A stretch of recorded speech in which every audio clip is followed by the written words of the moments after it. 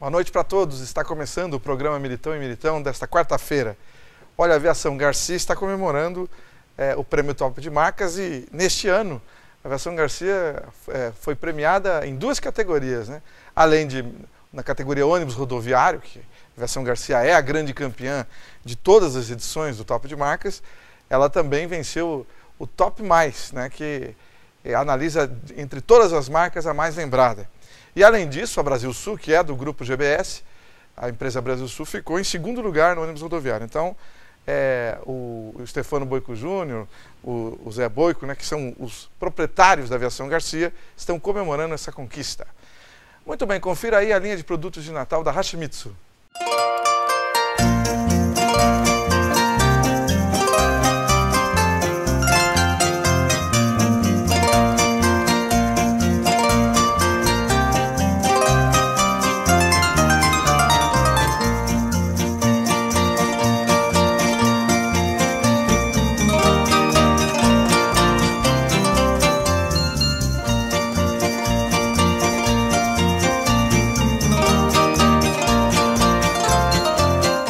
Saiba mais também sobre o Sindhotéis. O Sindhotéis Londrina é o sindicato que representa os empresários da hotelaria e também da gastronomia.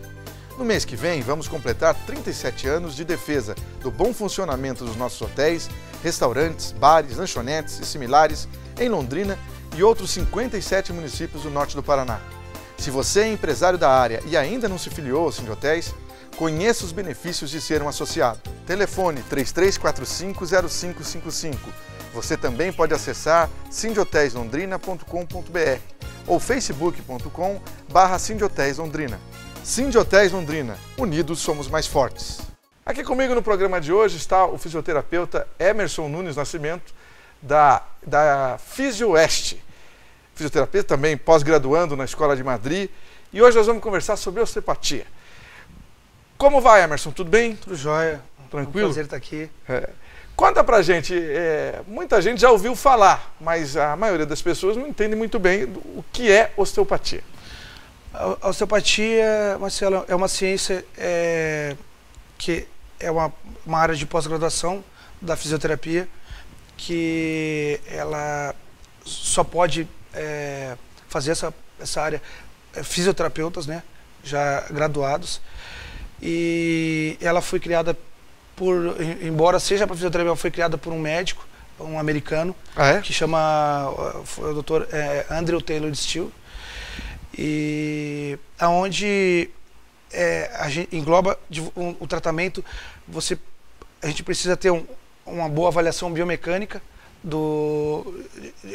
de todo o corpo, aonde a gente vê toda a parte da estrutura muscular, esquelética, vascular e nervosa. E através de uma avaliação minuciosa, a gente vai detectar quais são as disfunções, né, e lesões que estão acontecendo com o corpo. Então, esse é o ponto, né? Eu ia te perguntar isso, como funciona a osteopatia? Começa na avaliação. É o primordial. Através de uma avaliação que tem que ser assim, uma avaliação muito minuciosa, uma avaliação onde a gente tem que realmente detectar aonde está a causa do problema. Que muitas vezes um paciente pode estar referindo um determinado local e nem ser esse local que é o primordial a ser tratado. Então a gente tem que buscar qual é a causa que está ocorrendo esse problema. Comprovadamente, usando essa especialidade de osteopatia, o que se consegue de benefício para o paciente?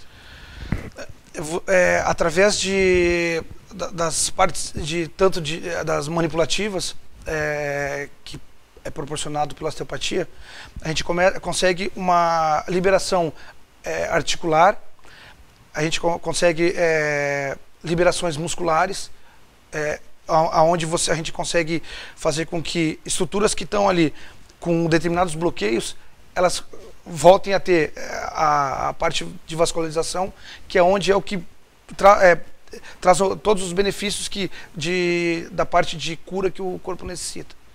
É mais rápido que um tratamento tradicional ou não? Normalmente, foi por isso que eu fui atrás de cursar osteopatia.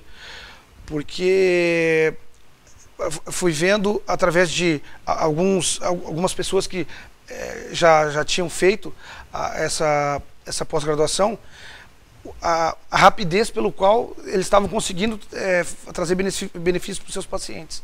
Então, assim, o que antes, muitas vezes, necessitavam de muitas sessões para estar trazendo benefício, hoje em dia, com poucas sessões, a gente já começa a fazer com que o paciente já volte na sua melhora na qualidade de vida. Opa! Então, até pacientes assim até em crises como uma hernia de disco, a gente chega a atender o paciente e aí com poucas sessões ele já volta a ter a sua qualidade normal de vida, já com menos dor, já se recuperando, coisa que antes eu noto do que eu já vinha tendo esse tempo de tratamento, que eu sou formado lá em 2004 em fisioterapia, então a gente vê o quanto ela é eficaz nessa recuperação mais breve, né? E quando são patologias que dependendo da gravidade, quando elas não estão, elas estão já de forma inicial e o paciente busca pelo tratamento, é muito mais rápido ainda. Olha que interessante. Agora, por exemplo, um paciente relata dor no ombro. Quando ele é avaliado com essa especialidade por um osteopata, o osteopata não vai buscar só o ombro, é isso? Não. Como é que ele olha para o paciente? A gente vai ter que ver além de toda a parte postural, a gente vai ter que avaliar toda a parte ali, a parte cervical, a parte torácica, porque muitas vezes pode estar sendo correlacionada com um problema que pode estar ocorrendo ali nas vértebras de cervical, torácica, e com isso, porque tem muito plexo que sai dali, plexo nervoso, e disso pode estar sendo ocasionado dores para a região de ombro. Ou seja, a causa pode ser outra, é isso? Isso, a causa normalmente pode ser outra, né? Então, porque na verdade o corpo ele é todo interligado, né? A gente tem que pensar no corpo como se fosse uma unidade, e não de repente a pessoa te refere uma dor ali no ombro, a gente vai ali e avalia simplesmente de uma forma local. Vamos pensar somente em ombro. Não, a gente tem que ver tudo que tem relação a que abrange o ombro, e com isso a gente vai ter uma eficácia no tratamento muito maior. E víscera, onde é que entra aí na questão da osteopatia?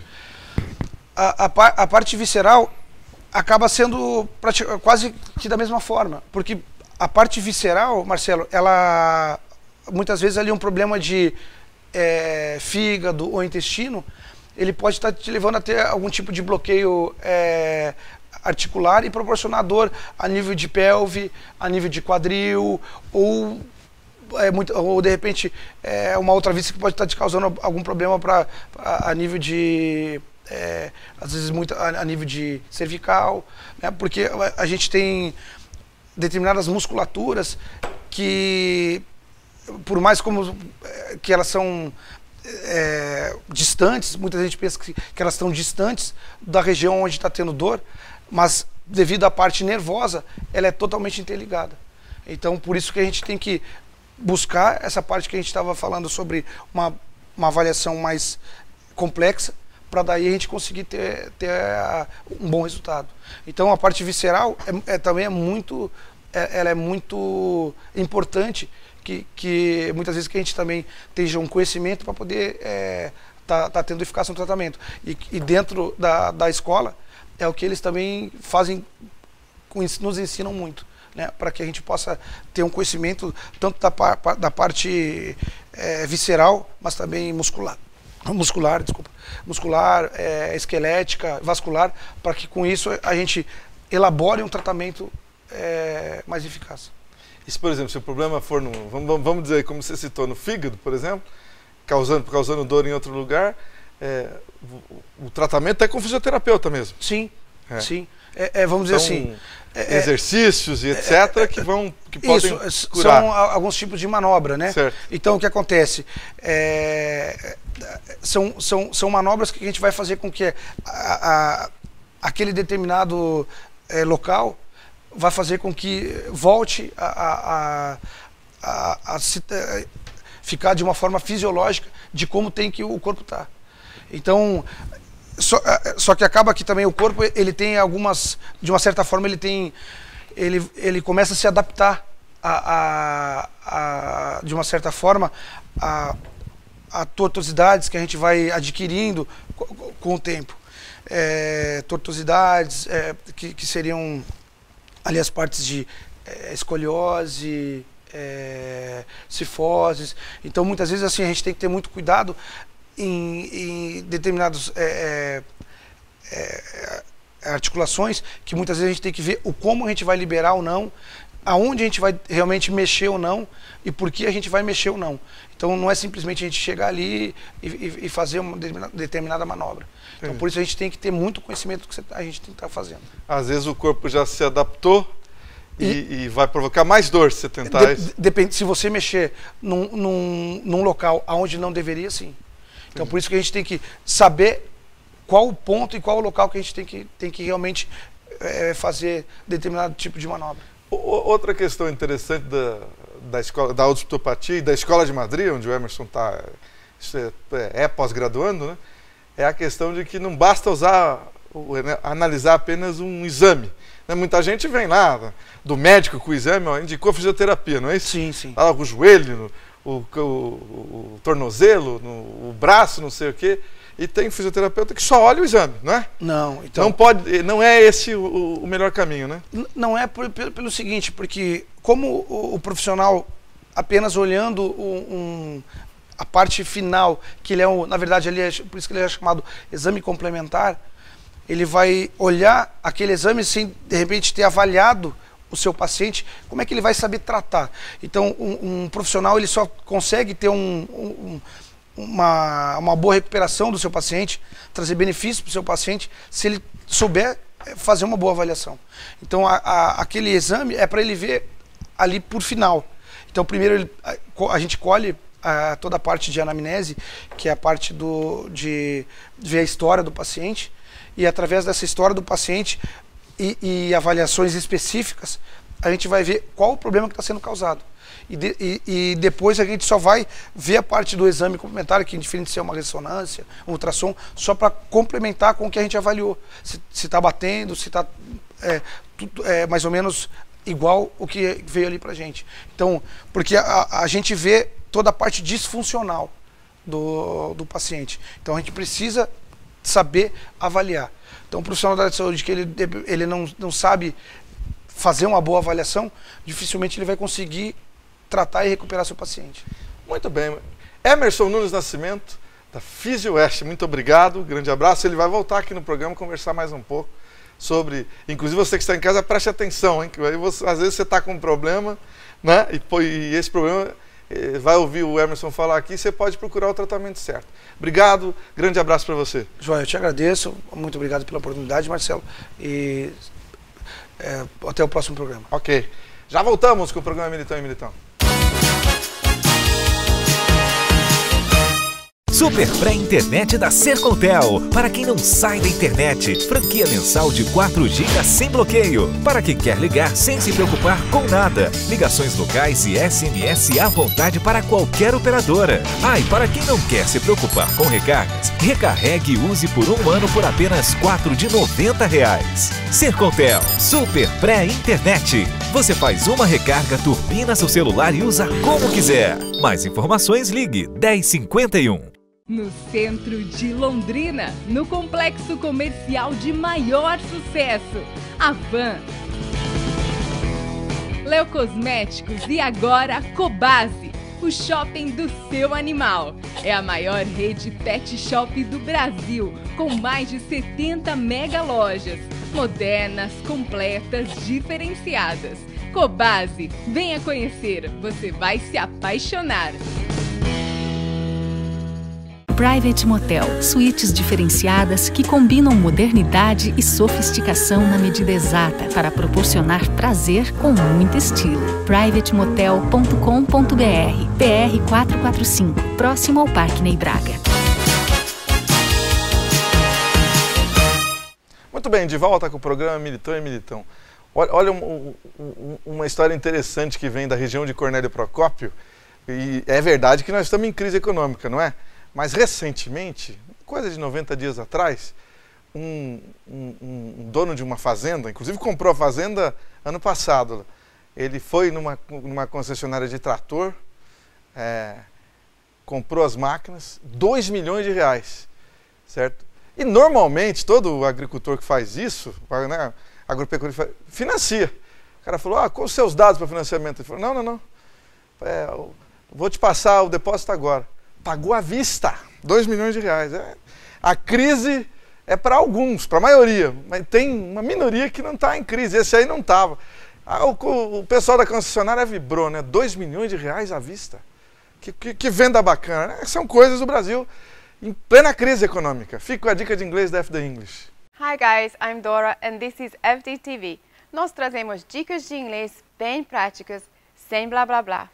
A palavra perder em inglês tem duas formas, dependendo o que perdemos. As palavras são miss e lose, mas na maioria das vezes nós usamos eles no passado. No passado são missed e lost. Perder algo por não achar é lost. I lost my key. He lost his phone. Perder uma competição ou guerra também é lost. We lost the game. My team lost yesterday. Já a palavra perder algo por atraso é missed. I missed the bus. Eu perdi o ônibus. I woke up late and I missed the morning meeting. A palavra perder, de não escutar ou de não ver, também é missed. I missed your call. Eu perdi a sua ligação. Did you see the last episode? No, I missed it. So, remember, perder por competição ou perder e não estar achando algo, a palavra é lost. Se você perder algo por atraso, ou de não ouvir, ou de não ver, a palavra é missed. Essa foi a dica de inglês com FDTV. Muito bem, no programa de agora, né, nós vamos conversar com o advogado Caio Biasi, né, que é o consultor do SESCAP Londrina, né, um advogado muito conhecido em Londrina, muito conceituado, e veio falar sobre o assunto do momento na área jurídica, que é a vigência da reforma, das novas leis trabalhistas, da reforma trabalhista, que agora não é mais expectativa, agora está valendo. Boa noite, doutor Caio, como vai? Tudo bem? Boa noite, Marcelo, tudo bem? É um prazer estar aqui com você e com seus espectadores. Entrou quando em vigência a reforma trabalhista? A reforma trabalhista entrou em vigência no último sábado, dia 11/11. Que engraçado, né? No sábado. No sábado, 11/11. Na prática, a partir de segunda-feira já estão vigindo aí as novas normas da reforma. Doutor Caio esteve recentemente no seminário jurídico da FENACOM em Brasília e inclusive participou de um debate com o ministro do Superior Tribunal Federal, Luiz Fux, não foi isso? Foi isso. Nós tivemos no evento lá, e participamos, entre outras autoridades do mundo jurídico aí, com o ministro, que é uma figura simpaticíssima, diga-se de passagem, Marcelo. E a reforma trabalhista, ela é boa ou é ruim? Agora que ela já está na prática, né? Marcelo, eu acho que no âmbito geral a reforma trabalhista é muito positiva. Eu acho que ela é boa. A crítica que eu faria, se você me permite, é que a reforma foi elaborada a toque de caixa, em função de um objetivo talvez político, e em razão dessa pressa, ela vai precisar de correções em alguns pontos. Mas no geral a reforma é positiva, na minha opinião. Já tem processo tentando parar tudo, não é? A reforma tem sido muito questionada. Por exemplo, já existem 3 ações diretas de inconstitucionalidade protocoladas pela Procuradoria-Geral da República, no Supremo Tribunal Federal, algumas outras por entidades de classe, a ANAMATRA, que é a Associação dos Magistrados da Justiça do Trabalho, agora no final de outubro, realizou o seu encontro anual e fez severas críticas à reforma, inclusive declarando expressamente em relação a diversos pontos que não vai aplicar na prática os pontos porque entende que eles são inconstitucionais ou que ferem convenções da OIT, das quais o Brasil é signatário e tem status de norma constitucional. Então, assim, nós vamos enfrentar um período de turbulências aí até a adequação. É aquilo que ninguém espera, mas infelizmente nós vamos passar por um período de insegurança jurídica. Né? O que os juízes, como você falou da Ana Matra, o que os juízes possivelmente não vão tornar prática na reforma trabalhista? Olha, são diversos pontos, mas eles entendem, para citar alguns, por exemplo, que o direito da lactante se afastar do trabalho em ambiente insalubre, a fixação de pontos, de parâmetros para se estabelecer indenizações por danos morais, a flexibilização da jornada de trabalho, de férias. Em suma, se eles levarem ao pé da letra, eles não vão aplicar grande parte da reforma. Só fazendo uma ressalva, a Ana Matra, os enunciados que ela publica, essas posições foram divulgadas nos enunciados, certo. Eles não vinculam, não têm força de lei, eles apenas refletem uma tendência de uma parte do judiciário. Então não significa que isso vai, mas reflete a tendência do juiz, e isso acaba me remetendo a um outro viés, que é o viés prático, efetivamente, Por do exemplo, processo. o empresário cumpre a lei. E aí? Pois é, o empresário cumpre a lei. É acionado na Justiça do Trabalho. Existe um juiz, por exemplo, que em determinado ponto não aceita, não reconhece como legítima a possibilidade de pactuação das férias em 3 períodos. Determina, norma clara da reforma, um dos pontos que talvez mais destacados aí entre alguns outros, e condena o empresário a pagar novamente essas verbas. O empresário, para ver essa decisão revista em segunda instância, fica sujeito a um depósito recursal, que em regra chega a quase R$10 mil. Nossa. Isso na prática compromete o dia a dia da empresa, porque nós temos aí mais de 90% do nosso parque empresarial constituído de micro e pequenas empresas. Você imagina o micro e o pequeno empresário tendo que fazer, por exemplo, 4, 5 depósitos recursais de R$10 mil cada um num período de 60 dias. Nossa, que é um desastre, né? Isso compromete, né? Então, assim, essas fases... essa fase de adaptação vai ser uma fase complicada. Nós estamos sugerindo, lá no SESCAP, aos nossos clientes de um modo geral, muita cautela na aplicação da reforma nesse período de transição.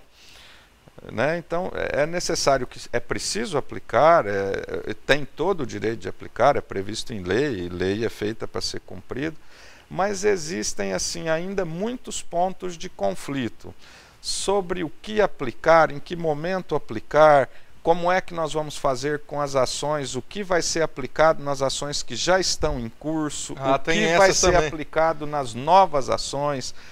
As normas de direito processual, em regra, têm aplicação imediata, as normas de direito material apenas para situações ocorridas após a vigência da lei. Então é uma discussão assim, nós vamos passar por um período turbulento, na minha opinião. Penso que nós vamos... Por exemplo, você falou da jornada de trabalho, só para dar um exemplo prático, como é que o empregado pode pedir para reduzir o horário do almoço, é isso? Hoje, por exemplo, pode ser negociado, existe a possibilidade, mediante determinados critérios, de se flexibilizar os acordos de compensação. Então, entre esses acordos, o empregado pode optar, por exemplo, por fazer 30 minutos de almoço e sair meia hora mais cedo no final da jornada. Quer dizer, é necessário apenas que o período de refeição não seja inferior a 30 minutos. Isso é lei. Isso é lei. Mas é uma das possibilidades. Mas, volto a dizer, é preciso ter cautela, sobretudo nesse momento. Esperar pelo menos as primeiras decisões judiciais, né, doutor Caio? No Brasil nós temos um fenômeno interessante, Marcelo, que disse aí nas discussões que é um fenômeno nosso, legitimamente brasileiro. Aqui nós precisamos ver se a lei vai ter eficácia ou não. É aquela história de saber se a lei pega ou não pega, que é o que se diz aí. Se não fica só no papel. Se não fica só no papel. Então, assim, eu acredito que a reforma trabalhista é uma realidade, acho que ela vai ter plena eficácia jurídica e social, ela vai pegar. mas vai levar um pouco de tempo, ela vai precisar de algumas correções, vai precisar de alguns ajustes aí. Então, assim, embora ela seja positiva e a gente nota com relação ao empresariado que muita gente está ansioso pela aplicação da reforma, é preciso ter cautela, consultar sempre o advogado, tomar cuidado na aplicação, e aí surgem várias coisas. Por exemplo, a reforma estabelece que agora os prêmios não integram mais a remuneração para efeito de reflexos em férias, 13º, FGTS, mas não basta chamar a verba de prêmio. Então é preciso que se estabeleça um critério para pagamento de prêmios, é preciso que isso seja bem estabelecido, porque a natureza da verba precisa ser de prêmio. Então tem que tomar cuidado, a reforma precisa ser aplicada com cautela, com muita, com assessoria, com consultoria, para que depois o empresário não corra o risco de abrir aí um passivo trabalhista oculto. É verdade. Os contabilistas, né, que uma das categorias que integram o SESCAP também, vão ser muito acionados, né? Porque o empresário já liga lá, o que eu faço aqui? Muito acionados, e fundamental o papel do contabilista na aplicação da reforma, porque na prática o contabilista é quem operacionaliza esses pagamentos. Então é ele quem calcula as horas extras, é ele que vai na prática verificar, por exemplo, o acordo de compensação, o que é prêmio, o que não é prêmio, o que integra, o que não integra. Então é fundamental, e o contabilista precisa estar também muito antenado aí nas questões da reforma. Ou seja, essa semana então, se saíram decisões, já saíram as primeiras decisões, né? Ou você acha que ainda não, que os juízes ainda estão dando decisões?